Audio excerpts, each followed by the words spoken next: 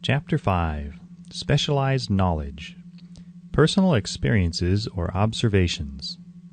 The fourth step toward riches. There are two kinds of knowledge. One is general. The other is specialized. General knowledge, no matter how great in quantity or variety it may be, is of but little use in the accumulation of money. The faculties of the great universities possess, in the aggregate, practically every form of general knowledge known to civilization. Most of the professors have but little or no money. They specialize on teaching knowledge, but they do not specialize on the organization or the use of knowledge.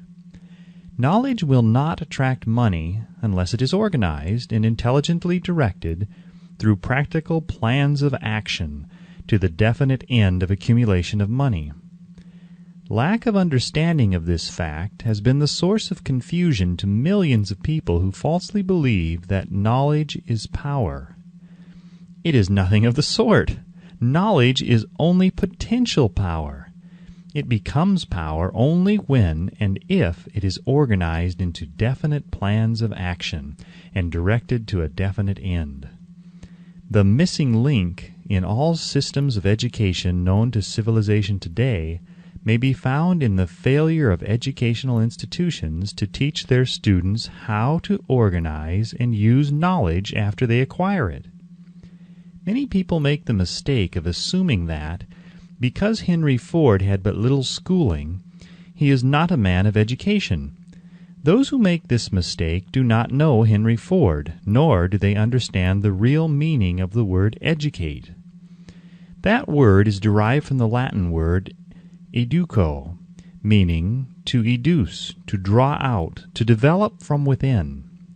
An educated man is not, necessarily, one who has an abundance of general or specialized knowledge. An educated man is one who has so developed the faculties of his mind that he may acquire anything he wants, or its equivalent, without violating the rights of others. Henry Ford comes well within the meaning of this definition. During the war, a Chicago newspaper published certain editorials in which, among other statements, Henry Ford was called an ignorant pacifist. Mr. Ford objected to the statements and brought suit against the paper for libeling him. When the suit was tried in the courts, the attorneys for the paper pleaded justification and placed Mr. Ford himself on the witness stand for the purpose of proving to the jury that he was ignorant. The lawyers asked Mr. Ford a great variety of questions, all of them intended to prove by his own evidence that while he might possess considerable specialized knowledge pertaining to the manufacture of automobiles, he was in the main ignorant. Mr. Ford was plied with such questions as the following. Who is Benedict Arnold, and how many soldiers did the British send over to America to put down the rebellion of 1776? In the answer to the last question, Mr. Ford replied, I do not know the exact number of soldiers the British sent over, but I have heard that it was a considerably larger number than ever went back. Finally, Mr. Ford became tired of this line of questioning, and in reply to a particularly offensive question, he leaned over, pointed his finger at the lawyer who had asked the question, and said, If I should really want to answer the foolish question you have just asked, or if any of the other questions you have been asking me, let me remind you that I have a row of electric push buttons on my desk, and by pushing the right button, I can summon to my aid men who can answer any question I desire to ask concerning the business to which I am devoting most of my efforts. Now, will you kindly tell me why I should clutter up my mind with general knowledge for the purpose of being able to answer questions when I have men around me who can supply any knowledge I require? There certainly was good logic to that reply. That answer floored the lawyer. Every person in the courtroom realized it was the answer, not of an ignorant man, but of a man of education. Any man is educated who knows where to get knowledge when he needs it, and how to organize that knowledge into definite plans of action. Through the assistance of his mastermind group, Henry Ford had at his command all the specialized knowledge he needed to enable him to become one of the wealthiest men in America. It was not essential that he have this knowledge in his own mind. Surely no person who has sufficient inclination and intelligence to read a book of this nature can possibly miss the significance of this illustration. Before you can be sure of your ability to transmute desire into its monetary equivalent, you will require specialized knowledge of the service, merchandise, or profession which you intend to offer in return for fortune. Perhaps you may need much more specialized knowledge than you have the ability or the inclination to acquire, and if this should be true, you may bridge your weakness through the aid of your mastermind group. Andrew Carnegie stated that he, personally, knew nothing about the technical end of the steel business. Moreover, he did not particularly care to know anything about it. The specialized knowledge which he required for the manufacture and marketing of steel he found available through the individual units of his mastermind group. The accumulation of great fortunes call for power, and power is acquired through highly organized and intelligently directed specialized knowledge, but that knowledge does not necessarily have to be in the possession of the man who accumulates the fortune. The preceding paragraph should give hope and encouragement to the man with ambition to accumulate a fortune who has not possessed himself of the necessary education to supply such specialized knowledge as he may require. Men sometimes go through life suffering from inferiority complexes because they are not men of education. The man who can organize and direct a mastermind group of men who possess knowledge useful in the accumulation of money is just as much a man of education as any man in the group. Remember this if you suffer from a feeling of inferiority because your schooling has been limited. Thomas A. Edison had only 3 months of schooling during his entire life. He did not lack education, neither did he die poor. Henry Ford had less than a 6th grade schooling, but he has managed to do pretty well by himself financially. Specialized knowledge is among the most plentiful and the cheapest forms of service which may be had. If you doubt this, consult the payroll at any university. It pays to know how to purchase knowledge. First of all, decide the sort of specialized knowledge you require and the purpose for which it is needed. To a large extent, your major purpose in life, the goal toward which you are working, will help determine what knowledge you need. With this question settled, your next move requires that you have accurate information concerning dependable sources of knowledge. The more important of these are A. One's own experience and education. B. Experience and education available through cooperation of others, Mastermind Alliance. C. Colleges and universities. D. Public libraries, through books and periodicals in which may be found all the knowledge organized by civilization. E. Special training courses, through night schools and home study schools in particular. As knowledge is acquired, it must be organized and put into use for a definite purpose through practical plans. Knowledge has no value except that which can be gained from its application towards some worthy end. This is one reason why college degrees are not valued more highly. They represent nothing but miscellaneous knowledge. If you contemplate taking additional schooling, first determine the purpose for which you want the knowledge you are seeking. Then learn where this particular sort of knowledge can be obtained from reliable sources. Successful men in all callings never stop acquiring specialized knowledge related to their major purpose, business, or profession. Those who are not successful usually make the mistake of believing that the knowledge acquiring period ends when one finishes school.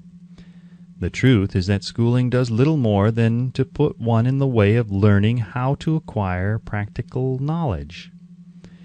With this changed world, which began at the end of the economic collapse, came also astounding changes in educational requirements. The order of the day is specialization.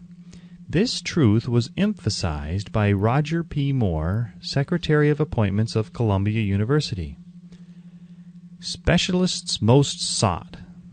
Particularly sought after by employing companies are candidates who have specialized in some field, business school graduates with training in accounting and statistics, engineers of all varieties, journalists, architects, chemists, and also outstanding leaders and activity men of the senior class. The man who has been active on the campus, whose personality is such that he gets along with all kinds of people and who has done an adequate job with his studies, has a most decided edge over the strictly academic student. Some of these, because of their all-around qualifications, have received several offers of positions, a few of them as many as 6. In departing from the conception that the straight-A student was invariably the one to get the choice of the better jobs, Mr. Moore said that most companies look not only to academic records but to activity reports and personalities of the students. One of the largest industrial companies, the leader in its field, in writing to Mr. Moore concerning prospective seniors at the college, said, "We are interested primarily in finding men who can make exceptional progress in management work. For this reason we emphasize qualities of character, intelligence, and personality far more than specific educational background." Apprenticeship proposed.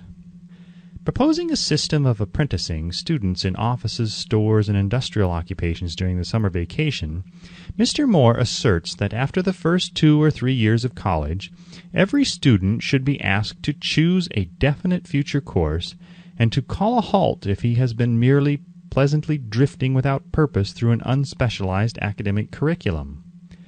Colleges and universities must face the practical consideration that all professions and occupations now demand specialists, he said, urging that educational institutions accept more direct responsibility for vocational guidance. One of the most reliable and practical sources of knowledge available to those who need specialized schooling is the night schools operated in most large cities. The correspondence schools give specialized training anywhere the U.S. mails go, on all subjects that can be taught by the extension method. One advantage of home study training is the flexibility of the study program, which permits one to study during spare time. Another stupendous advantage of home study training, if the school is carefully chosen, is the fact that most courses offered by home study schools carry with them generous privileges of consultation, which can be of priceless value to those needing specialized knowledge. No matter where you live, you can share the benefits. Anything acquired without effort and without cost is generally unappreciated, often discredited. Perhaps this is why we get so little from our marvelous opportunity in public schools. The self-discipline one receives from a definite program of specialized study makes up to some extent for the wasted opportunity when knowledge was available without cost. Correspondence schools are highly organized business institutions. Their tuition fees are so low that they are forced to insist upon prompt payments. Being asked to pay, whether the student makes good grades or poor, has the effect of causing one to follow through with the course when he would otherwise drop it. The correspondence schools have not stressed this point sufficiently, for the truth is that their collection departments constitute the very finest sort of training on decision, promptness, action, and the habit of finishing that which one begins. I learned this from experience more than 25 years ago. I enrolled for a home study course in advertising. After completing 8 or 10 lessons, I stopped studying, but the school did not stop sending me bills. Moreover, it insisted upon payment whether I kept up my studies or not. I decided that if I had to pay for the course, which I had legally obligated myself to do, I should complete the lessons and get my money's worth. I felt at the time that the collection system of the school was somewhat too well organized, but I learned later in life that it was a valuable part of my training for which no charge had been made. Being forced to pay, I went ahead and completed the course.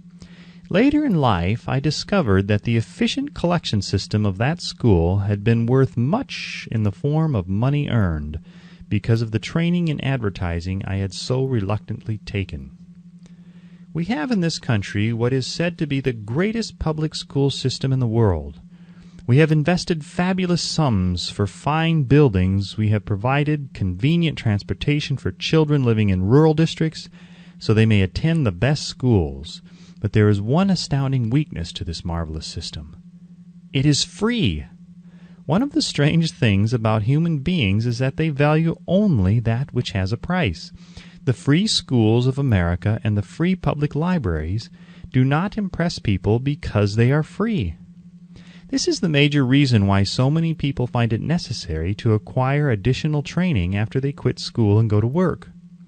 It is also one of the major reasons why employers give greater consideration to employees who take home study courses.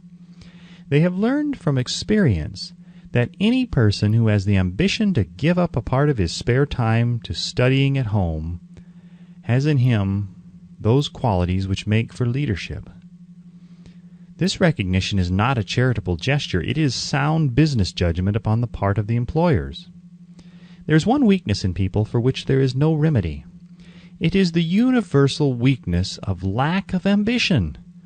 Persons, especially salaried people, who schedule their spare time to provide for home study seldom remain at the bottom very long. Their action opens the way for the upward climb, removes many obstacles from their path, and gains the friendly interest of those who have the power to put them in the way of opportunity. The home study method of training is especially suited to the needs of employed people who find, after leaving school, that they must acquire additional specialized knowledge but cannot spare the time to go back to school.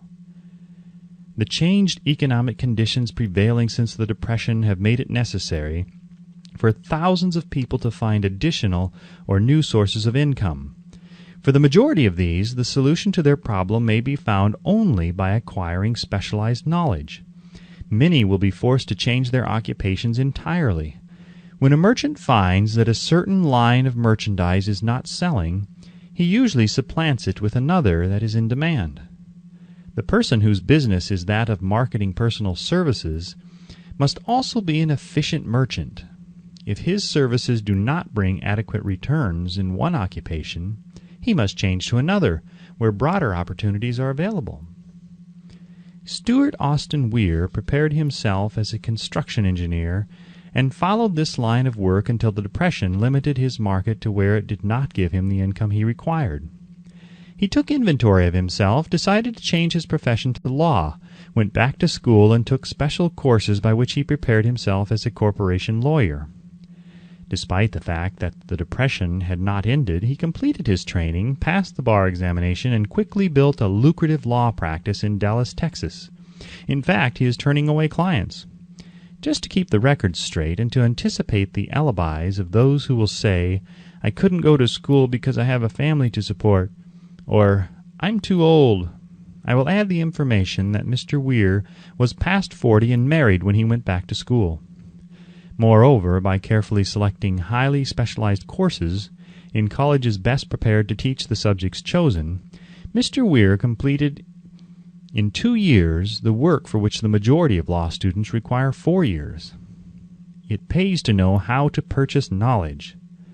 The person who stops studying merely because he has finished school is forever hopelessly doomed to mediocrity, no matter what may be his calling.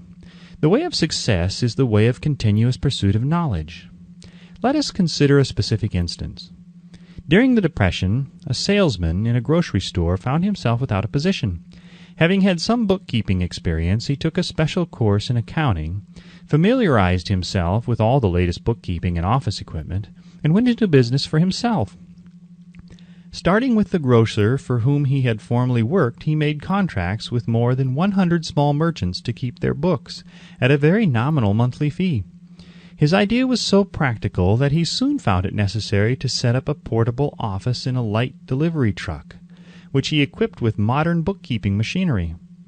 He now has a fleet of these bookkeeping offices on wheels and employs a large staff of assistants, thus providing small merchants with accounting service equal to the best that money can buy at a very nominal cost. Specialized knowledge plus imagination were the ingredients that went into this unique and successful business. Last year, the owner of that business paid an income tax of almost 10 times as much as was paid by the merchant for whom he worked when the Depression forced upon him a temporary adversity which proved to be a blessing in disguise. The beginning of this successful business was an idea. Inasmuch as I had the privilege of supplying the unemployed salesman with that idea, I now assume the further privilege of suggesting another idea which was within it the possibility of even greater income, also the possibility of rendering useful service to thousands of people who badly need that service. The idea was suggested by the salesman who gave up selling and went into the business of keeping books on a wholesale basis. When the plan was suggested as a solution of his unemployment problem, he quickly exclaimed, "I like the idea, but I would not know how to turn it into cash." In other words, he complained he would not know how to market his bookkeeping knowledge after he acquired it. So that brought up another problem which had to be solved. With the aid of a young woman typist, clever at hand lettering, and who could put the story together, a very attractive book was prepared describing the advantages of the new system of bookkeeping. The pages were neatly typed and pasted in an ordinary scrapbook, which was used as a silent salesman with which the story of this new business was so effectively told that its owner soon had more accounts than he could possibly handle. There are thousands of people all over the country who need the services of a merchandising specialist capable of preparing an attractive brief for use in marketing personal services.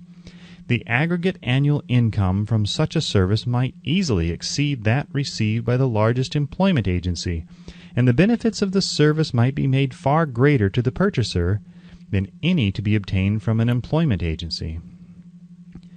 The idea here described was born of necessity to bridge an emergency which had to be covered, but it did not stop by merely serving one person. The woman who created the idea has a keen imagination. She saw in her newly born brainchild the making of a new profession, one that is destined to render valuable service to thousands of people who need practical guidance in marketing personal services. Spurred to action by the instantaneous success of her first prepared plan to market personal services, this energetic woman turned next to the solution of a familiar problem for her son, who had just finished college, but had been totally unable to find a market for his services. The plan she originated for his use was the finest specimen of merchandising of personal services I have ever seen. When the plan book had been completed, it contained nearly 50 pages of beautifully typed, properly organized information, telling the story of her son's native ability, schooling, personal experiences, and a great variety of other information too extensive for description. The plan book also contained a complete description of the position her son desired, together with a marvelous word picture of the exact plan he would use in filling the position. The preparation of the plan book required several weeks' labor, during which time its creator sent her son to the public library almost daily to procure data needed in selling his services to best advantage.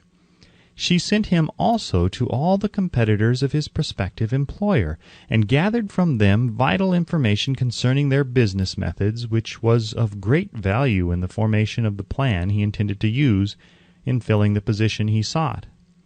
When the plan had been finished, it contained more than half a dozen very fine suggestions for the use and benefit of the prospective employer. The suggestions were put into use by the company. One may be inclined to ask, why go to all this trouble to secure a job? The answer is straight to the point. Also, it is dramatic, because it deals with a subject which assumes the proportion of a tragedy with millions of men and women whose sole source of income is personal services. The answer is, doing a thing well never is trouble. The plan, prepared by this woman for the benefit of her son, helped him get the job for which he applied at the first interview at a salary fixed by himself. Moreover, and this too is important, the position did not require the young man to start at the bottom. He began as a junior executive at an executive's salary. Why go to all this trouble, do you ask? Well, for one thing, the planned presentation of this young man's application for a position clipped off no less than 10 years of time he would have required to get to where he began, had he started at the bottom and worked his way up. The idea of starting at the bottom and working one's way up may appear to be sound, but the major objection to it is this. Too many of those who begin at the bottom never manage to lift their heads high enough to be seen by opportunity, so they remain at the bottom. It should be remembered also that the outlook from the bottom is not very bright or encouraging. It has a tendency to kill off ambition. We call it getting into a rut, which means that we accept our fate because we form the habit of daily routine, a habit that finally becomes so strong we cease to try to throw it off. And that is another reason why it pays to start 1 or 2 steps above the bottom.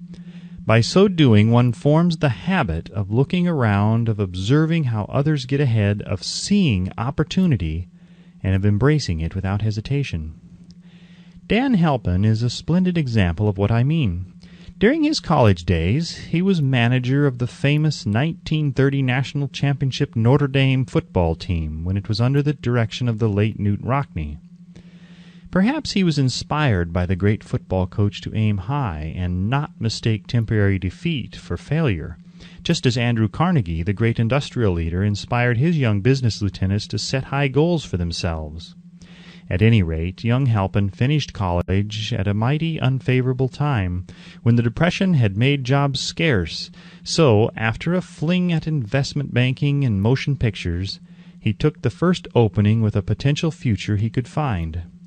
Selling electrical hearing aids on a commission basis. Anyone could start in that sort of job, and Halpin knew it.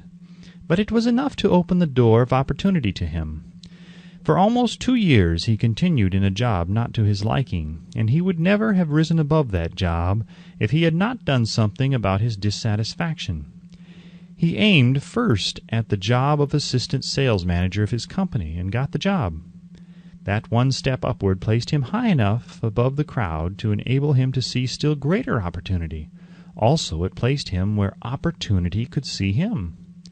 He made such a fine record selling hearing aids that A.M. Andrews, chairman of the board of the Dictograph Products Company, a business competitor of the company for which Halpin worked, wanted to know something about that man, Dan Halpin, who was taking big sales away from the long-established Dictograph Company.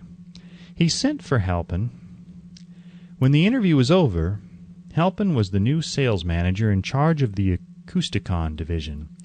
Then, to test Halpin's mettle, Mr. Andrews went away to Florida for 3 months, leaving him to sink or swim in his new job. He did not sink. Knute Rockne's spirit of all the world loves a winner and has no time for a loser inspired him to put so much into his job that he was recently elected vice president of the company and general manager of the Acousticon and Silent Radio division, a job which most men would be proud to earn through 10 years of loyal effort. Halpin turned the trick in little more than 6 months. It is difficult to say whether Mr. Andrews or Mr. Halpin is more deserving of eulogy, for the reason that both showed evidence of having an abundance of that very rare quality known as imagination. Mr. Andrews deserves credit for seeing in young Halpin a go-getter of the highest order. Halpin deserves credit for refusing to compromise with life by accepting and keeping a job he did not want. And that is one of the major points I am trying to emphasize through this entire philosophy, that we rise to high positions or remain at the bottom because of conditions we can control if we desire to control them. I am also trying to emphasize another point, namely that both success and failure are largely the results of habit. I have not the slightest doubt that Dan Halpin's close association with the greatest football coach America ever knew planted in his mind the same brand of desire to excel which made the Notre Dame football team world famous. Truly, there is something to the idea that hero worship is helpful, provided one worships a winner. Halpin tells me that Rockne was one of the world's greatest leaders of men in all history. My belief in the theory that business associations are vital factors, both in failure and in success, was recently demonstrated when my son Blair was negotiating with Dan Halpin for a position. Mr. Halpin offered him a beginning salary of about 1/2 what he could have gotten from a rival company. I brought parental pressure to bear and induced him to accept the place with Mr. Halpin, because I believe that close association with one who refuses to compromise with circumstances he does not like is an asset that can never be measured in terms of money. The bottom is a monotonous, dreary, unprofitable place for any person. That is why I have taken the time to describe how lowly beginnings may be circumvented by proper planning. Also, that is why so much space has been devoted to a description of this new profession, created by a woman who was inspired to do a fine job of planning because she wanted her son to have a favorable break. With the changed conditions ushered in by the world economic collapse, came also the need for newer and better ways of marketing personal services. It is hard to determine why someone had not previously discovered this stupendous need, in view of the fact that more money changes hands in return for personal services than for any other purpose. The sum paid out monthly to people who work for wages and salaries is so huge that it runs into hundreds of millions, and the annual distribution amounts to billions. Perhaps some will find, in the idea here briefly described, the nucleus of the riches they desire. Ideas with much less merit have been the seedlings from which great fortunes have grown. Woolworth's 5 and 10 cent store idea, for example, had far less merit, but it piled up a fortune for its creator. Those seeing opportunity lurking in this suggestion will find valuable aid in the chapter on organized planning. Incidentally, an efficient merchandiser of personal services would find a growing demand for his services wherever there are men and women who seek better markets for their services. By applying the mastermind principle, a few people with suitable talent could form an alliance and have a paying business very quickly. One would need to be a fair writer with a flair for advertising and selling, one handy at typing and hand lettering, and one should be a first-class business-getter who would let the world know about the service. If one person possessed all these abilities, he might carry on the business alone until it outgrew him.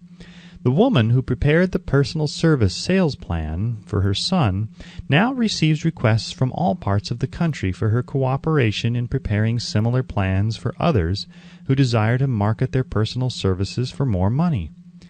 She has a staff of expert typists, artists, and writers who have the ability to dramatize the case history so effectively that one's personal services can be marketed for much more money than the prevailing wages for similar services. She is so confident of her ability that she accepts as the major portion of her fee a percentage of the increased pay she helps her clients to earn. It must not be supposed that her plan merely consists of clever salesmanship, by which she helps men and women to demand and receive more money for the same services they formerly sold for less pay. She looks after the interests of the purchaser as well as the seller of personal services, and so prepares her plans that the employer receives full value for the additional money he pays. The method by which she accomplishes this astonishing result is a professional secret which she discloses to no one excepting her own clients. If you have the imagination and seek a more profitable outlet for your personal services, this suggestion may be the stimulus for which you have been searching. The idea is capable of yielding an income far greater than that of the average doctor, lawyer, or engineer whose education required several years in college.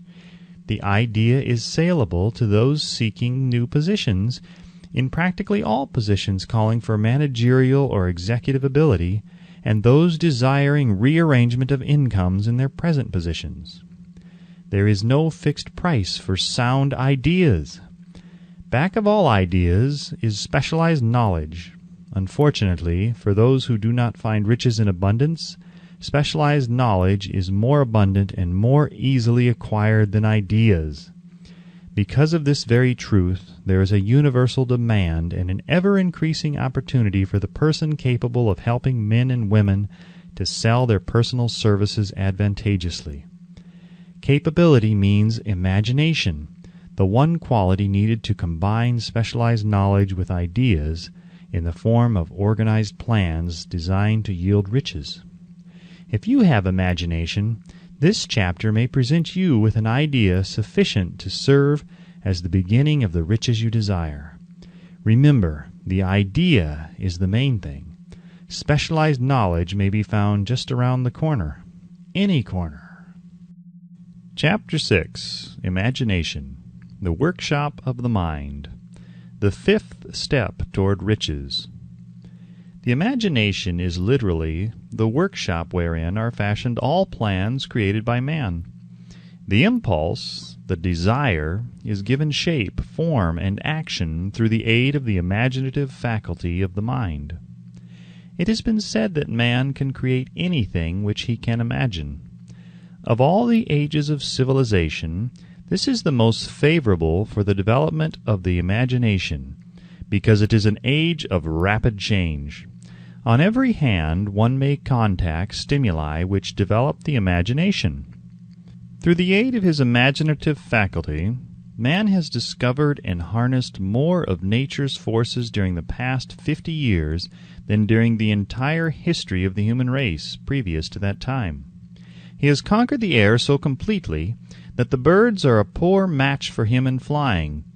He has harnessed the ether and made it serve as a means of instantaneous communication with any part of the world. He has analyzed and weighed the sun at a distance of millions of miles, and has determined through the aid of imagination the elements of which it consists. He has discovered that his own brain is both a broadcasting and a receiving station for the vibration of thought, and he is beginning now to learn how to make practical use of this discovery. He has increased the speed of locomotion until he may now travel at a speed of more than 300 miles an hour. The time will soon come when a man may breakfast in New York and lunch in San Francisco. Man's only limitation, within reason, lies in his development and use of his imagination. He has not yet reached the apex of development in the use of his imaginative faculty. He has merely discovered that he has an imagination, and has commenced to use it in a very elementary way. Two forms of imagination. The imaginative faculty functions in two forms. One is known as synthetic imagination, and the other as creative imagination. Synthetic imagination. Through this faculty one may arrange old concepts, ideas, or plans into new combinations. This faculty creates nothing. It merely works with the material of experience, education, and observation with which it is fed. It is the faculty used most by the inventor, with the exception of the genius who draws upon the creative imagination when he cannot solve his problem through synthetic imagination. Creative imagination. Through the faculty of creative imagination, the finite mind of man has direct communication with infinite intelligence. It is the faculty through which hunches and inspirations are received. It is by this faculty that all basic or new ideas are handed over to man. It is through this faculty that thought vibrations from the minds of others are received. It is through this faculty that one individual may tune in or communicate with the subconscious minds of other men. The creative imagination works automatically, in the manner described in subsequent pages. This faculty functions only when the conscious mind is vibrating at an exceedingly rapid rate, as for example when the conscious mind is stimulated through the emotion of a strong desire. The creative faculty becomes more alert, more receptive to vibrations from the sources mentioned, in proportion to its development through use. This statement is significant. Ponder over it before passing on. Keep in mind as you follow these principles that the entire story of how one may convert desire into money cannot be told in one statement. The story will be complete only when one has mastered, assimilated, and begun to make use of all the principles. The great leaders of business, industry, finance, and the great artists, musicians, poets, and writers became great because they developed the faculty of creative imagination. Both the synthetic and creative faculties of imagination become more alert with use, just as any muscle or organ of the body develops through use. Desire is only a thought, an impulse. It is nebulous and ephemeral. It is abstract and of no value until it has been transformed into its physical counterpart. While the synthetic imagination is the one which will be used most frequently, in the process of transforming the impulse of desire into money, you must keep in mind the fact that you may face circumstances and situations which demand use of the creative imagination as well. Your imaginative faculty may have become weak through inaction. It can be revived and made alert through use. This faculty does not die, though it may become quiescent through the lack of use. Center your attention, for the time being, on the development of the synthetic imagination, because this is the faculty which you will use more often in the process of converting desire into money. Transformation of the intangible impulse of desire into the tangible reality of money calls for the use of a plan or plans. These plans must be formed with the aid of the imagination, and mainly with the synthetic faculty. Read the entire book through, then come back to this chapter and begin at once to put your imagination to work on the building of a plan or plans for the transformation of your desire into money. Detailed instructions for the building of plans have been given in almost every chapter. Carry out the instructions best suited to your needs. Reduce your plan to writing, if you have not already done so. The moment you complete this, you will have definitely given concrete form to the intangible desire. Read the preceding sentence once more. Read it aloud, very slowly, and as you do so, remember that the moment you reduce the statement of your desire and a plan for its realization to writing, you have actually taken the first of a series of steps which will enable you to convert the thought into its physical counterpart. The earth on which you live, you yourself, and every other material thing are the result of evolutionary change, through which microscopic bits of matter have been organized and arranged in an orderly fashion. Moreover, and this statement is of stupendous importance, this earth, every one of the billions of individual cells of your body and every atom of matter, began as an intangible form of energy. Desire is thought impulse. Thought impulses are forms of energy. When you begin with the thought impulse, desire to accumulate money, you are drafting into your service the same stuff that nature used in creating this earth and every material form in the universe, including the body and brain in which the thought impulses function. As far as science has been able to determine, the entire universe consists of but two elements, matter and energy. Through the combination of energy and matter has been created everything perceptible to man, from the largest star which floats in the heavens down to and including man himself. You are now engaged in the task of trying to profit by nature's method. You are sincerely and earnestly, we hope, trying to adapt yourself to nature's laws by endeavoring to convert desire into its physical or monetary equivalent. You can do it. It has been done before. You can build a fortune through the aid of laws which are immutable, but first you must become familiar with these laws and learn to use them. Through repetition and by approaching the description of these principles from every conceivable angle, the author hopes to reveal to you the secret through which every great fortune has been accumulated. Strange and paradoxical as it may seem, the secret is not a secret. Nature herself advertises it in the earth on which we live, the stars, the planets suspended within our view, in the elements above and around us, in every blade of grass, and in every form of life within our vision. Nature advertises this secret in the terms of biology, in the conversion of a tiny cell so small that it may be lost on the point of a pin into the human being now reading this line. The conversion of desire into its physical equivalent is certainly no more miraculous. Do not become discouraged if you do not fully comprehend all that has been stated. Unless you have long been a student of the mind, it is not to be expected that you will assimilate all that is in this chapter upon a first reading. but you will, in time, make good progress. The principles which follow will open the way for understanding of imagination. Assimilate that which you understand as you read this philosophy for the first time. Then, when you reread and study it, you will discover that something has happened to clarify it and give you a broader understanding of the whole. Above all, do not stop or hesitate in your study of these principles until you have read the book at least 3 times, for then you will not want to stop. How to make practical use of imagination. Ideas are the beginning points of all fortunes. Ideas are products of the imagination. Let us examine a few well-known ideas which have yielded huge fortunes, with the hope that these illustrations will convey definite information concerning the method by which imagination may be used in accumulating riches. The Enchanted Kettle. 50 years ago, an old country doctor drove to town, hitched his horse, quietly slipped into a drugstore by the back door, and began dickering with a young drug clerk. His mission was destined to yield great wealth to many people. It was destined to bring to the South the most far-flung benefit since the Civil War.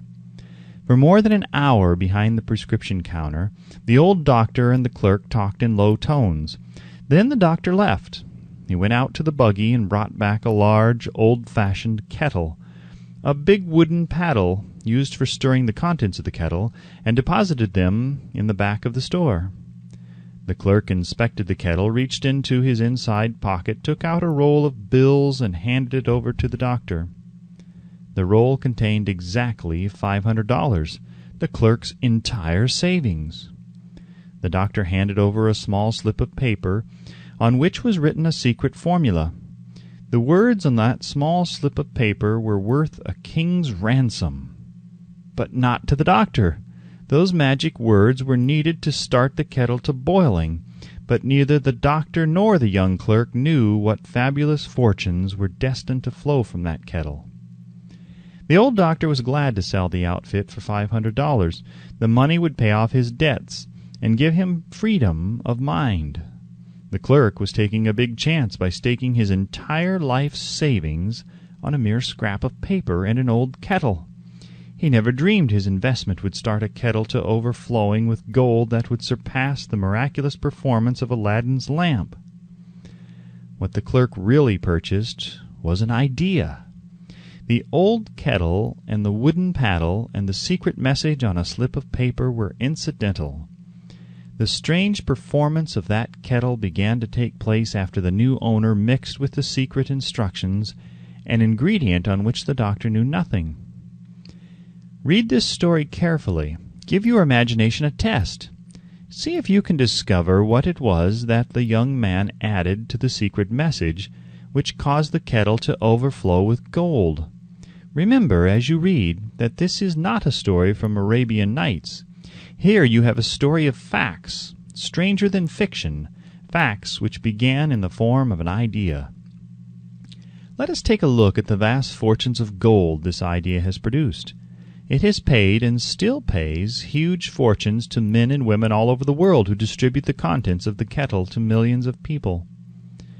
The old kettle is now one of the world's largest consumers of sugar, thus providing jobs of a permanent nature to thousands of men and women engaged in growing sugar cane and in refining and marketing sugar.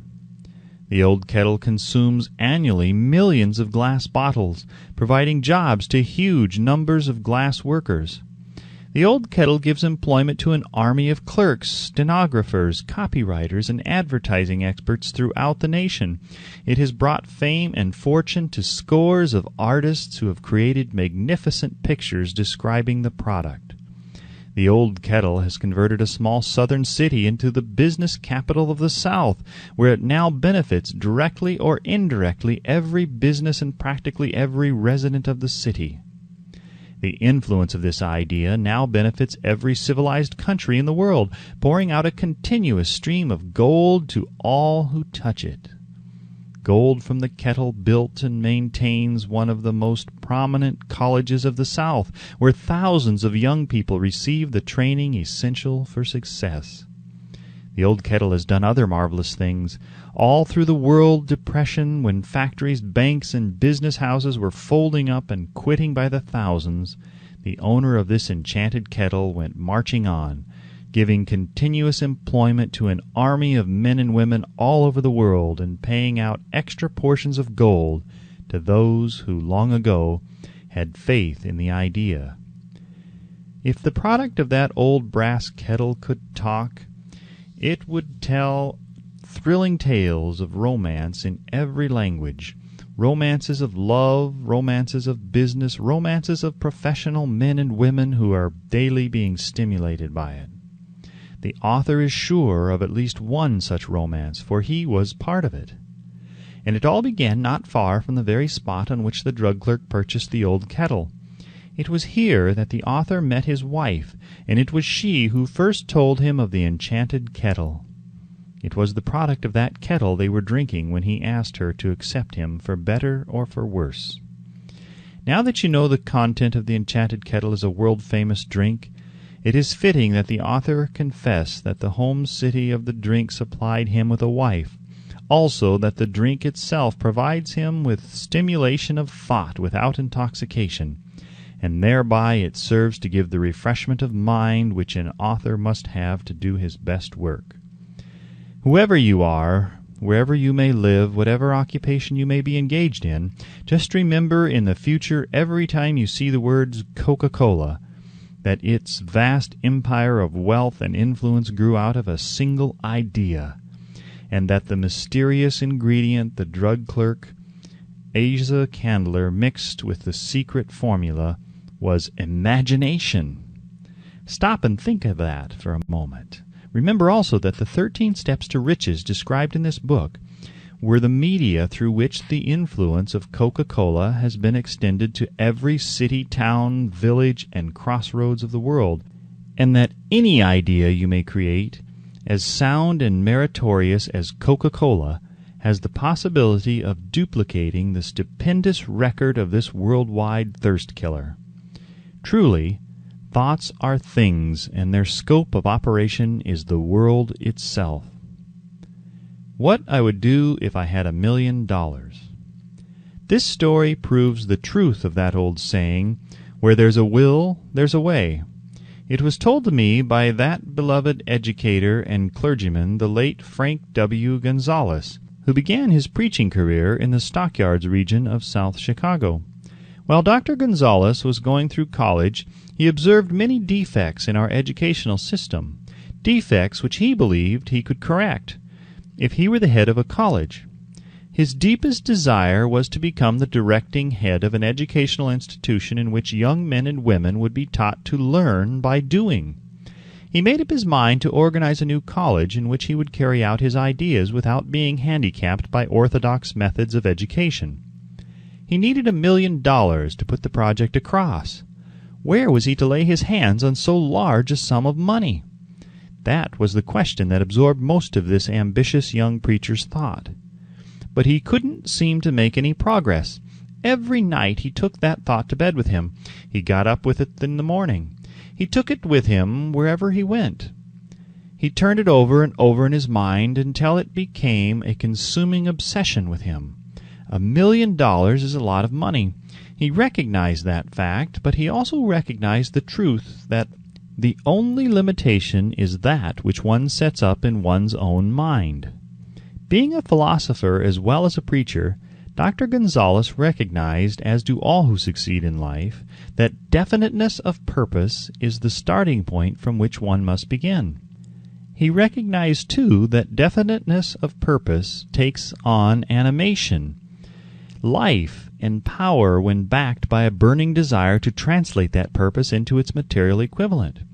He knew all these great truths, yet he did not know where or how to lay his hands on $1 million. The natural procedure would have been to give up and quit by saying, well, my idea is a good one, but I cannot do anything with it, because I never can procure the necessary $1 million. That is exactly what the majority of people would have said, but it is not what Dr. Gonzalez said.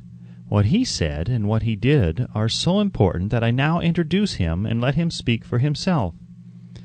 One Saturday afternoon I sat in my room thinking of ways and means of raising the money to carry out my plans. For nearly 2 years I had been thinking, but I had done nothing but think. The time had come for action. I made up my mind, then and there, that I would get the necessary $1 million within a week. How? I was not concerned about that. The main thing of importance was the decision to get the money within a specified time, and I want to tell you that the moment I reached a definite decision to get the money within a specified time, a strange feeling of assurance came over me, such as I had never before experienced. Something inside me seemed to say, "Why didn't you reach that decision a long time ago? The money was waiting for you all the time." Things began to happen in a hurry. I called the newspapers and announced I would preach a sermon the following morning entitled, "What I Would Do If I Had $1 Million." I went to work on the sermon immediately, but I must tell you, frankly, the task was not difficult because I had been preparing that sermon for almost 2 years. The spirit back of it was a part of me. Long before midnight I had finished writing the sermon. I went to bed and slept with a feeling of confidence, for I could see myself already in possession of the $1 million. Next morning I arose early, went into the bathroom, read the sermon, then knelt on my knees and asked that my sermon might come to the attention of someone who would supply the needed money. While I was praying, I again had that feeling of assurance that the money would be forthcoming. In my excitement I walked out without my sermon, and did not discover the oversight until I was in my pulpit and about ready to begin delivering it. It was too late to go back for my notes, and what a blessing that I couldn't go back. Instead, my own subconscious mind yielded the material I needed. When I arose to begin my sermon, I closed my eyes and spoke with all my heart and soul of my dreams. I not only talked to my audience, but I fancy I also talked to God. I told what I would do with $1 million if that amount were placed in my hands. I described the plan I had in my mind for organizing a great educational institution where young people would learn to do practical things and at the same time develop their minds. When I had finished and sat down, a man slowly arose from his seat about 3 rows from the rear and made his way toward the pulpit. I wondered what he was going to do. He came into the pulpit, extended his hand, and said, "Reverend, I liked your sermon. I believe you can do everything you said you would if you had $1 million. To prove that I believe in you and your sermon, if you will come to my office tomorrow morning, I will give you the $1 million. My name is Philip D. Armoire." Young Gonzalez went to Mr. Armoire's office, and the $1 million was presented to him. With the money, he founded the Armoire Institute of Technology. That is more money than the majority of preachers ever see in an entire lifetime. Yet the thought impulse back of the money was created in the young preacher's mind in a fraction of a minute. The necessary $1 million came as a result of an idea. Back of the idea was a desire which young Gonzalez had been nursing in his mind for almost 2 years. Observe this important fact. He got the money within 36 hours after he reached a definite decision in his own mind to get it, and decided upon a definite plan for getting it. There was nothing new or unique about young Gonzalez's vague thinking about $1 million and weakly hoping for it. Others before him, and many since his time, have had similar thoughts. But there was something very unique and different about the decision he reached on that memorable Saturday when he put vagueness into the background and definitely said, "I will get that money within a week." God seems to throw himself on the side of the man who knows exactly what he wants, if he is determined to get just that. Moreover, the principle through which Dr. Gonzalez got his $1 million is still alive. It is available to you. This universal law is as workable today as it was when the young preacher made use of it so successfully. This book describes step by step the 13 elements of this great law and suggests how they may be put to use. Observe that Asa Candler and Dr. Frank Gonzalez had one characteristic in common. Both knew the astounding truth that ideas can be transmuted into cash through the power of definite purpose plus definite plans. If you are one of those who believe that hard work and honesty alone will bring riches, perish the thought. It is not true. Riches, when they come in huge quantities, are never the result of hard work. Riches come, if they come at all, in response to definite demands based upon the application of definite principles and not by chance or luck. Generally speaking, an idea is an impulse of thought that impels action by an appeal to the imagination. All master salesmen know that ideas can be sold where merchandise cannot. Ordinary salesmen do not know this. That is why they are ordinary. A publisher of books which sell for a nickel made a discovery that should be worth much to publishers generally. He learned that many people buy titles and not contents of books by merely changing the name of one book that was not moving. His sales on that book jumped upward more than 1 million copies. The inside of the book was not changed in any way. He merely ripped off the cover bearing the title that did not sell and put on a new cover with a title that had box office value. That, as simple as it may seem, was an idea. It was imagination. There is no standard price on ideas. The creator of ideas makes his own price, and if he is smart, gets it. The moving picture industry created a whole flock of millionaires.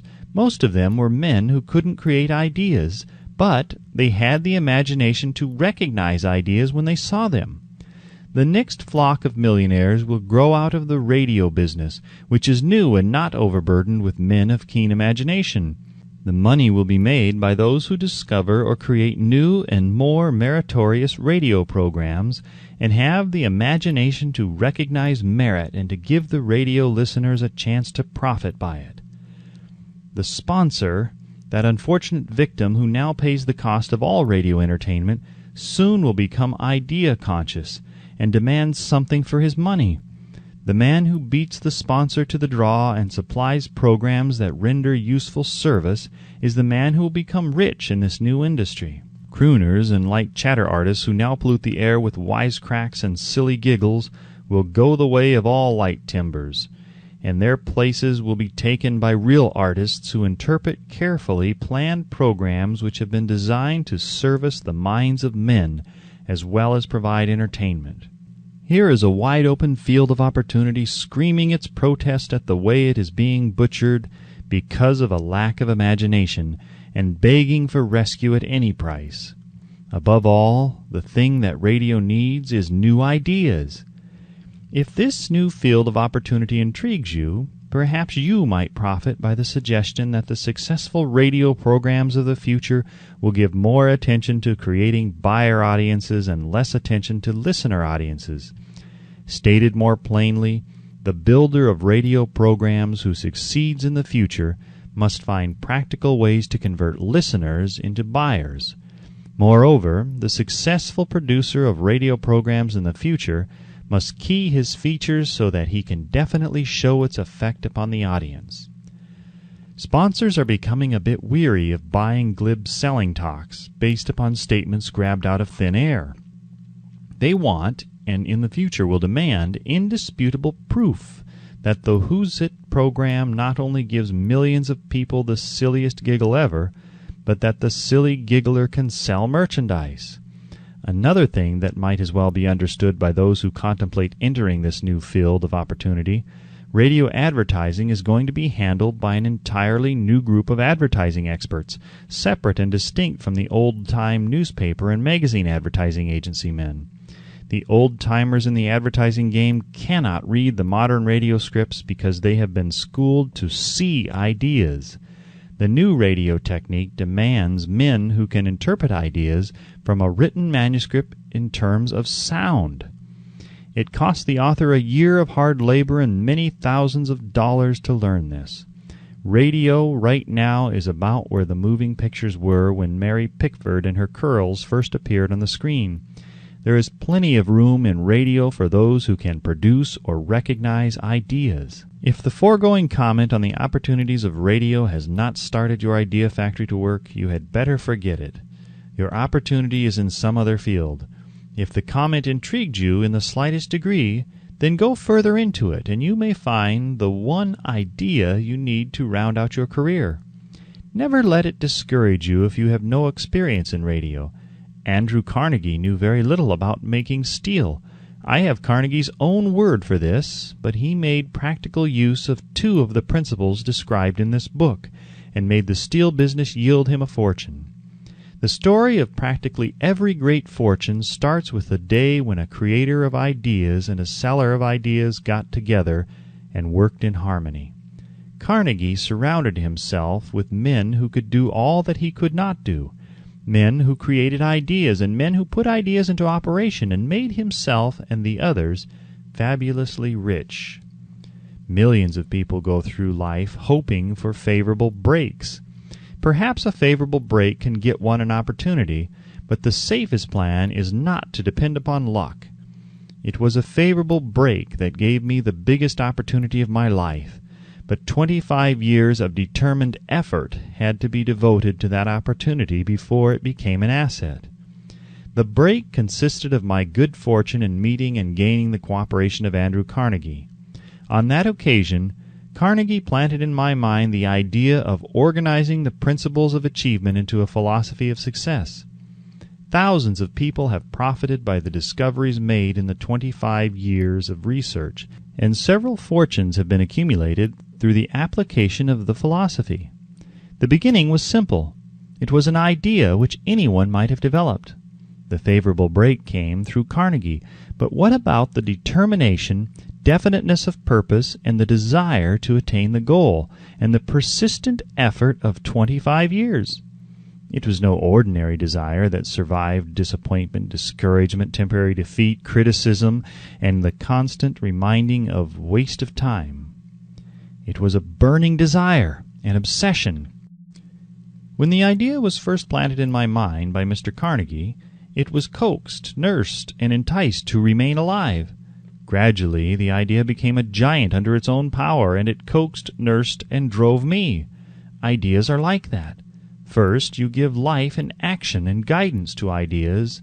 Then they take on the power of their own and sweep aside all opposition.